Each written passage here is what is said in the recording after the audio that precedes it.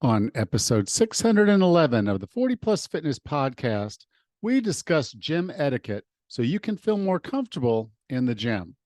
You can find the full show notes for this episode at 40plusfitnesspodcast.com/661.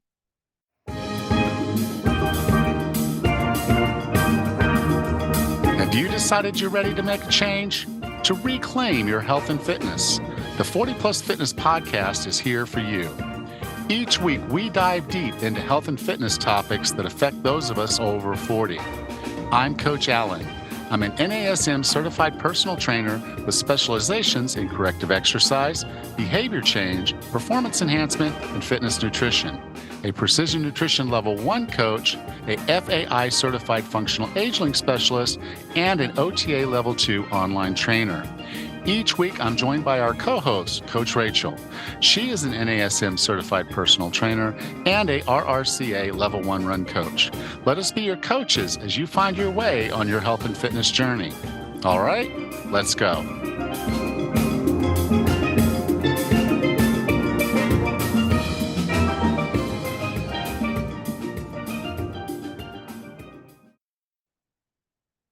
Hello. Today, I'm going to share 11 must-know gym etiquette tips. I want to start this, though. I want to congratulate you. If you are someone that's just new to the gym, you're just trying to go to the gym, and you want to go back to that free weight section, I just want to say congratulations. That's a big step, I know, for a lot of people to go somewhere where you're uncomfortable, to get outside of your comfort zone. But I can tell you that's where all the growth is going to happen. So congratulations for joining the gym. Congratulations for deciding that you want to go back and start working in the free weight section and the machines. You're going to get away from just doing the treadmill, and you're actually going to do some things that are really going to help improve yourself, your body, your life, all of it. So congratulations. I'm glad you're there. We're all glad you're there. So I want to share 11 gym etiquette tips that you should know when you decide, okay, you're going to go work out in the gym. Now, these are general tips. They apply to almost every place you're going to go. You may see some of these that are not as well followed, but I can just tell you, if you avoid doing these things or you follow these tips, you're going to be way ahead of the game, and people are going to respect and like that you're at the gym a lot more. Okay. So the first one, and this is one that a lot of people don't know about, is about mirror and line of sight. So if someone is sitting on a bench or on a basically set on a bench, like maybe at an incline, and they're doing some work, and you see them looking at the mirror between them and the exercise they're doing, they're looking at it while they're exercising. Don't cut in front of them. Don't walk between them and the mirror until they finish their set. And sometimes you need to go in front of them to get the dumbbells that you need. Just be patient, wait a couple seconds, let them finish their set, and then you can excuse yourself and step in front. But let them finish their set. They're using the mirror as a guide for their form. They're trying to concentrate on their lift. And for you to step in front of their line of sight to the mirror can be a little distracting for some people. And so just if you see someone working out and looking into the mirror while they do it, just be patient, wait, don't cut in front of them, walk around behind them if you can. Okay, the second one is small talk, advice, and spotting. So when you go into the gym and you keep going consistently and you go at the same time, you're probably going to start running into the same people. It's just kind of a way gym works. And most of us are going in at 5 o'clock, or the 5 o'clockers. And we're going to see the same people. You're going to see the same people in the gym most of the time you're there. So it's quite common that you're going to strike up a conversation with someone. Someone might see you doing something and offer a little bit of advice. They may ask you for a spot. By all means, make this social, but don't make that the sole purpose of the trip. There are people that love to go to gyms and use them as pickup places and do all that kind of stuff. Don't just go in there, be respectful of other people, and they're trying to get their workout done. You're trying to get your workout done. If someone does offer you advice, just take it for what it's worth. If someone asks you for a spot or you need a spot, by all means, that's part of the reason we're all in there, is to help each other.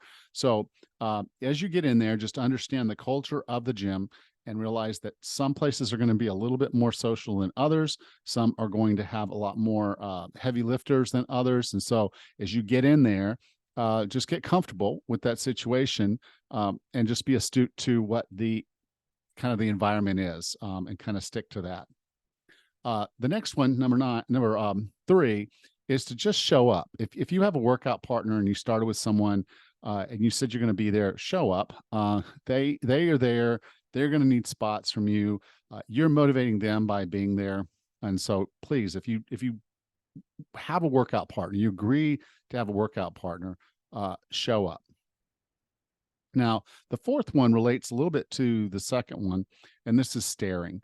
It seems to kind of be a kind of a thing now, for women in the gym to photograph themselves or videotape themselves and notice that people are staring at them. Now, many times they are dressed in a way that's not wholly appropriate for what they're doing, but just avoid them. Just don't even look at them. Just go on about your day. They will embarrass you. They will take video of you. If they notice you're staring at them, they will put you in a video and they will share that with the gym management and potentially online. So if you notice that someone is in there kind of doing their thing and they they look like they want attention, they don't. They just are doing that to get some attention, but it's not the way you think it's going to be. If they catch you staring, they will videotape you, and they will call you out on it. Okay, the next one, number 5, is about banging and dropping weights. Now, occasionally, yes, you're going to drop a weight. That's going to happen. You're going to set a weight down a little harder than you intended. That's going to happen. The weights are fairly much resilient, but there are certain types of weights, the bumper plates particularly, that are made to be more dropped and manhandled. You might see that in a CrossFit style gym. In a standard lifting gym, it is not good form to drop your weights. So try to manage your weights. Many times, even though there's a rubber coating on the floor, you can bust the weight. You can bust the concrete underneath if you drop too much weight and you drop it particularly the wrong way. Plus, it's the opportunity of hurting someone else if you're just slinging and dropping weights around. So unless you're in an environment like a CrossFit gym where dropping weights and banging and doing all that stuff is appropriate, then don't. And most gyms that you're going to go into, most commercial gyms, are not going to want you dropping their weights. The next one is a similar one. It's grunting, and there are certain gyms out there that basically will kick you out if they catch you grunting. They don't want you grunting. There are other gyms that are more of the weightlifting, and you're going to hear some of that. You're going to hear people yelling. You're going to hear people grunting. So it's kind of like I said, when you get in there, start paying attention to what the norm is.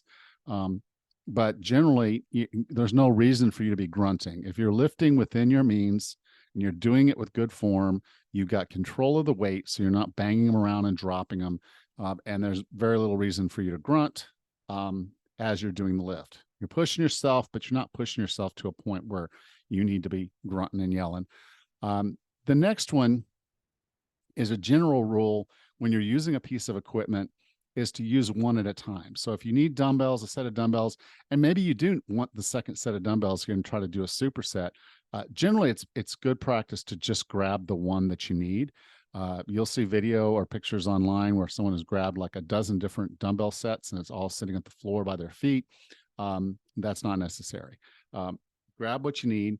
If you want to do some supersetting, that's awesome, but go to the gym at a time when you're not going to be interfering with other people getting their workout done.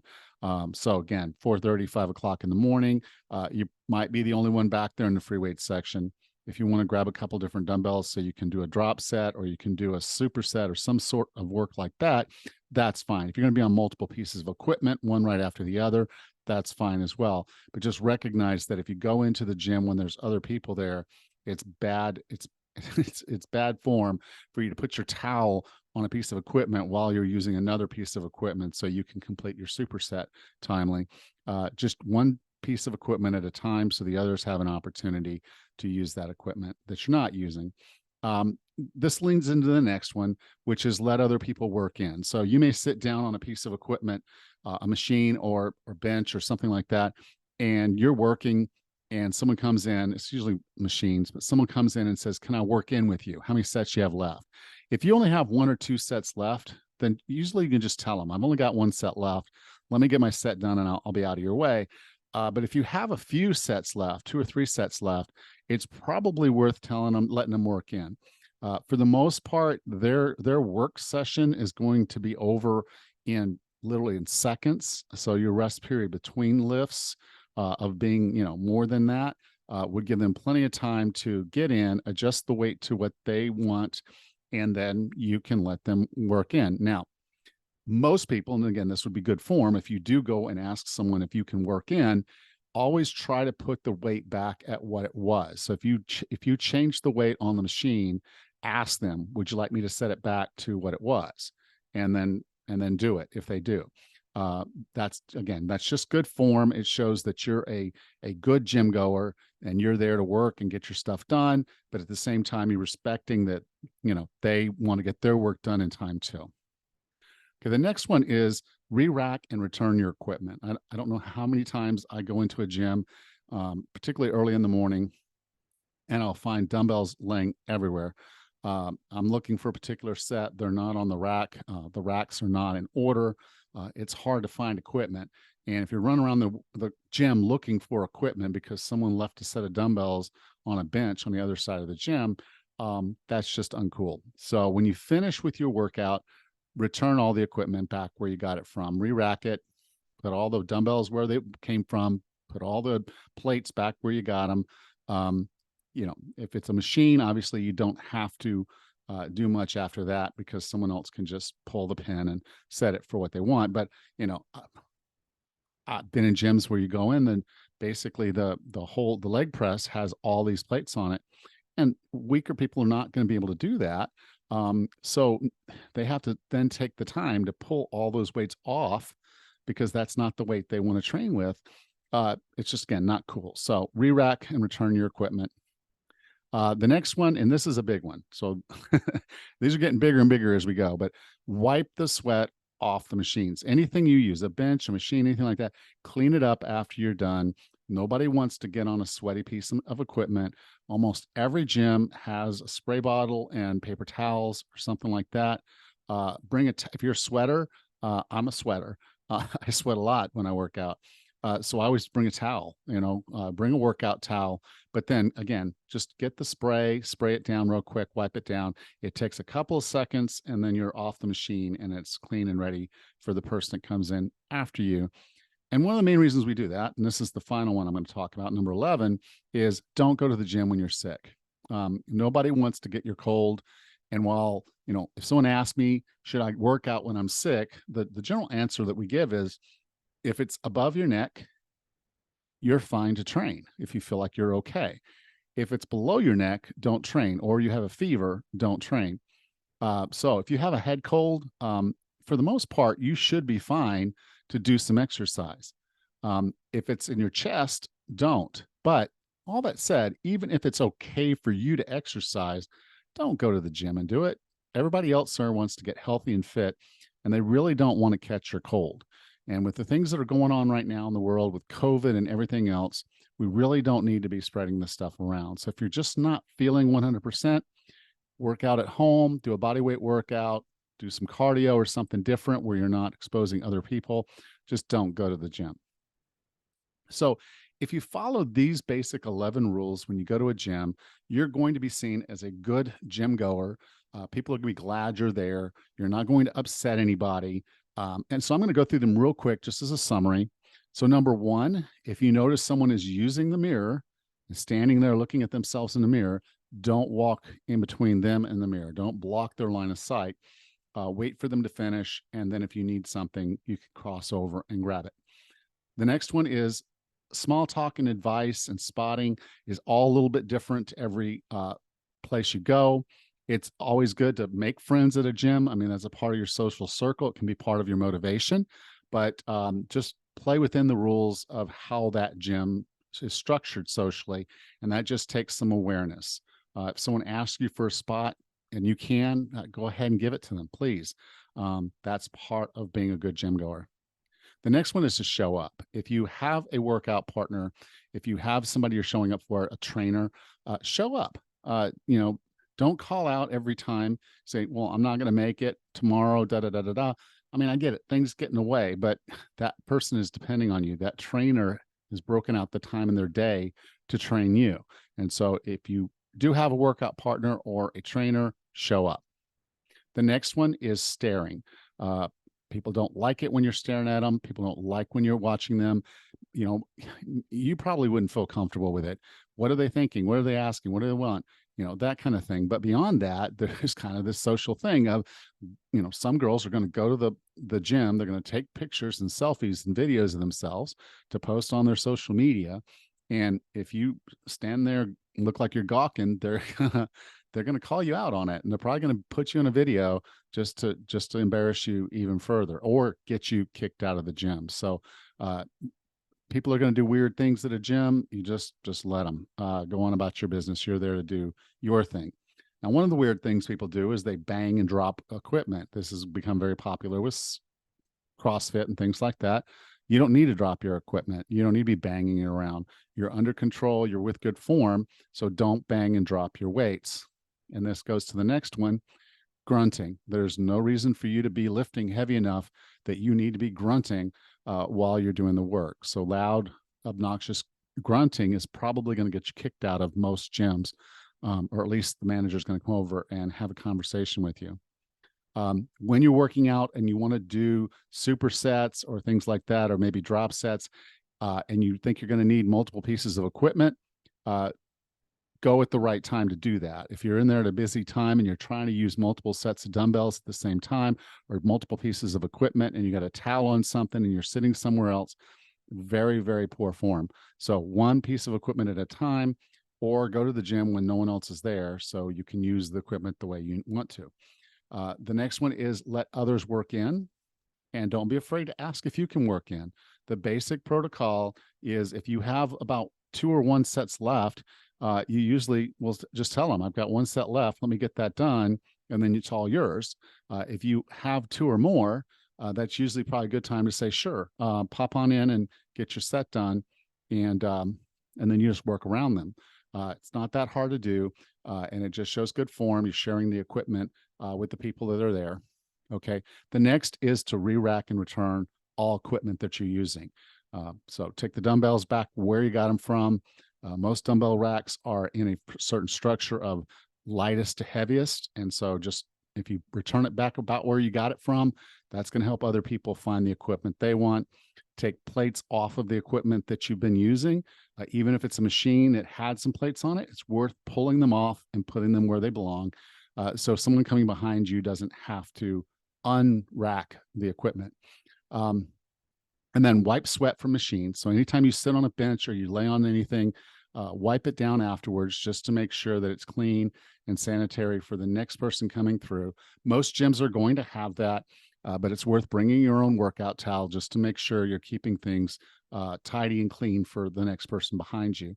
And then again, and this is my big one, if you're not feeling well, just don't go to the gym.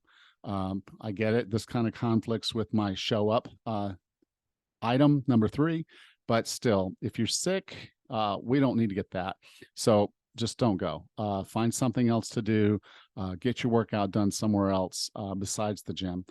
That's not the place for you when you're sick. So I hope these help. We are all glad you're in the gym. You're doing something special. It is uncomfortable. You are outside your comfort zone, but if you'll follow these 11 tips, I think you'll feel a lot more welcome at the gym. You'll know a lot more people. You'll become a good gym goer, and you're going to enjoy the time in the gym a whole lot more. Hey, Raz. Hey, Alan.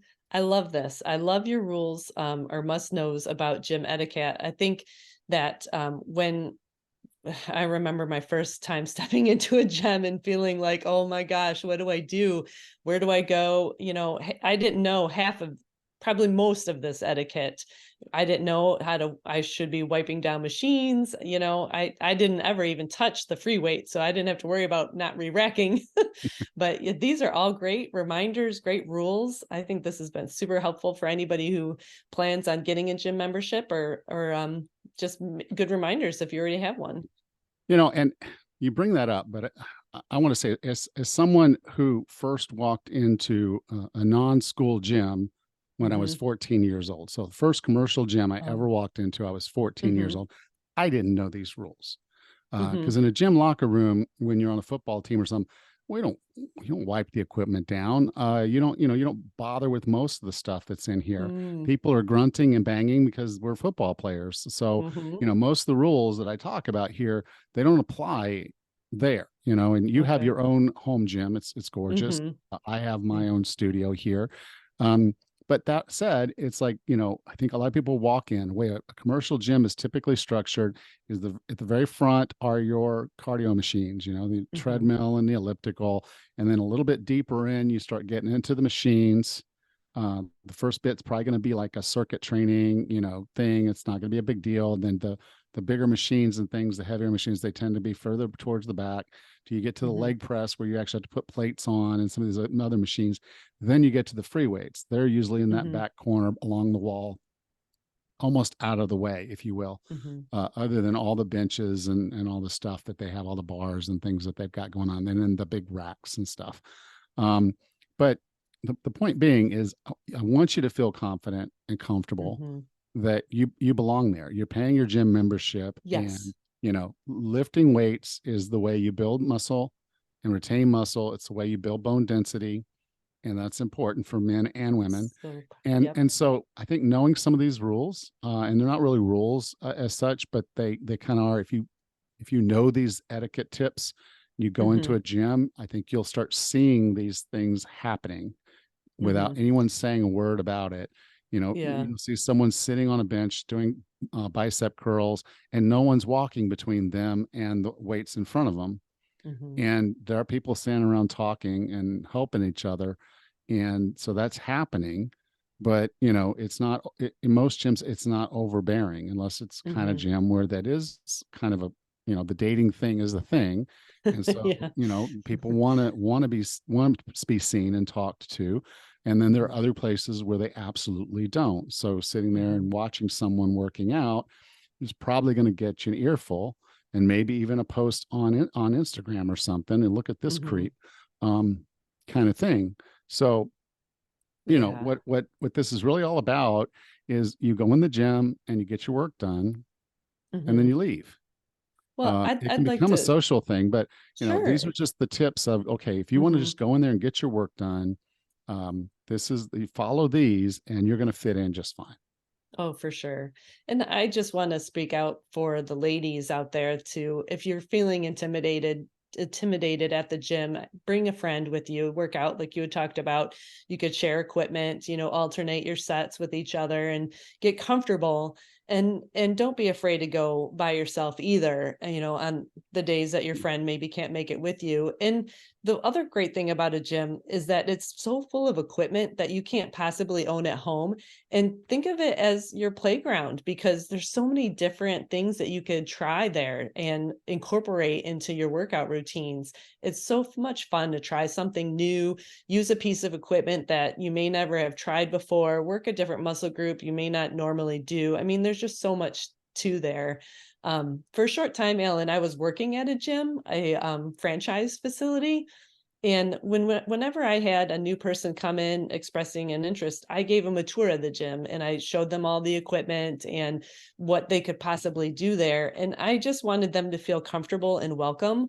And the people that work at the gym want to do the same thing Yeah. too. So if you are feeling intimidated, just ask one of the trainers or one of the employees there for some assistance or just some Well, guidance, and I'm sure they could help. most gyms, what they're going to require their trainers to do, they're going to require their trainers when they're not training someone to circle the floor. Hmm. They want them going on the floor, and they want them finding clients. So they are going to Sure. approach you, and they're going to offer maybe even a free workout or something like that. Take them up on that, Yeah. let them Why know.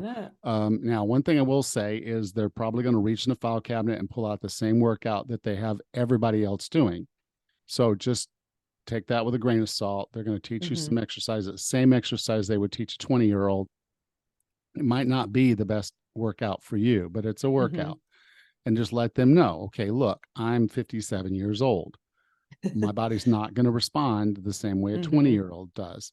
And no, I'm not going to do upright rows. I don't care how many times you ask me to do them. They're not going to Mm-hmm. be on my workout plan.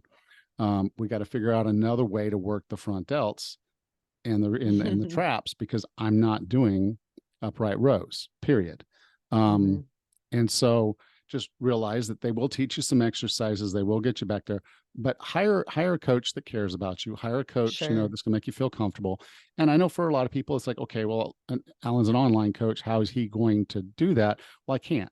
Personally, I can't walk you back there and stand next to you and make you feel completely comfortable. I can't give you a Mm-hmm. workout where you can go into any gym and do it, and we can customize it for you and your age and what you Mm-hmm. need to do. But you gotta get back there and do the work, and Right. that means just turn it off. I think I talked on one of our previous episodes not long ago on meditation that when I'm Mm-hmm. lifting, I actually have no awareness of anything but the lift. I don't hear sounds. I don't hear anything else. I just do Mm-hmm. my lift. And most of the time, I probably look like I'm zoned out in between lifts because I Mm-hmm. just sit there thinking about the next lift. I got a minute to sit there and wait. I wrote it in my little notebook what I just did, and I know the next one I got to do, and I know the energy level I need to bring for that next set. Most people don't lift that way. Most people don't act that way when Mm-hmm. they lift. They're talking, they're texting, they're this, they're that, and so just realize that the gym environment can be pretty dynamic and a little Yeah. intimidating, but Sure. don't be. This is your home too. That's Just right. do what you got to do to be comfortable. Mm-hmm. And if it means starting on the machines first, by all means, do that first. They're a lot more intuitive, a lot easier to understand, a lot easier to load and unload by yourself. And then, yes, when you get done, wipe the sweat off the machine. Yes, please. you know but Yes. that's why I wanted to share this. I know a lot of the people listening may not want to go to the gym or feel like they need to go to the gym, Mm-hmm. but it is, like you said, it's really hard to do what we've done. You've turned an entire garage, so probably where you could be Yeah. parking two cars, you have a gym. I have Mm-hmm. a studio in the living room of our apartment at Lula's, and I'm really Mm-hmm. good at Tetris. As you know, if you're looking at, you guys don't see the video, but the equipment I have behind me is, there's a place for every single bit of it, and it can't be left out and do anything else. Oh It boy. has to be put away. Everything has to be moved Mm-hmm. sometimes to get certain things done here. But it all fits, and it only fits Mm-hmm. because I know how this stuff works, and I'm able to do that. Um, and it means when I'm training someone, I'm very, very active because I have to move all that stuff. But so that's a part of my workouts each day is just when I'm training someone here. But Mm-hmm. you can buy the equipment and have it at home. Just do it in a safe way. Mm-hmm. And I think you're going to find when you even when you do it at home, some of these rules are going to make sense to you Sure. there too. Yeah. You're not going to want your dumbbells and everything strewn around where you can't find what you want. You're not going to want, Yeah. to leave your equipment all sweaty and dirty. That's Um, right. you know, and while you won't have to worry about someone working in or staring at someone, um, Mm-hmm. you got to stay motivated. And sometimes it's just a little easier to stay motivated when there's other people around you that are Yeah. like minded, working just as hard or harder. And Yeah. so sometimes that fires people up. And that's why occasionally I like walking back into a commercial gym, just, Mm-hmm. just to hear the noises and the sound, everything that's going on. And then when I start my workout, that's just me. I don't see anything else Oh, other than occasionally I'll see someone doing something silly that can get them hurt, ugh, and so I yikes. watch just because, someone drops weight on themselves, That could be someone's bad. going to have to go save their lives. Mm-hmm. And so I do notice when silly stuff is going on that could Mm-hmm. get someone hurt. But beyond that, um, I'm just doing my thing. And that's how most people are. They're not there to That's watch true. you. They're not there to gawk at you or laugh at you. They're there to get Mhm. their workout done. They may happen to have a whole lot of friends in that gym because they've been there for a while and they and their friends work out the same time. But Mhm. it can be as social as you want it to be, or it can just be you going in the gym, getting your work done and getting out of there. Absolutely. Yep, don't miss out. I love a gym. I love working in the gym, and I love helping people at the gym, so, yep, just go. It's fun. Yeah. All right. Well, I'll talk to you next week. Take care, Ellen. You too. Bye. Thanks. Bye-bye. Next time on the 40 Plus Fitness podcast, we meet Caressa and Jeff Galloway and discuss their book, Run, Walk, Eat. Until then, have a happy and healthy week.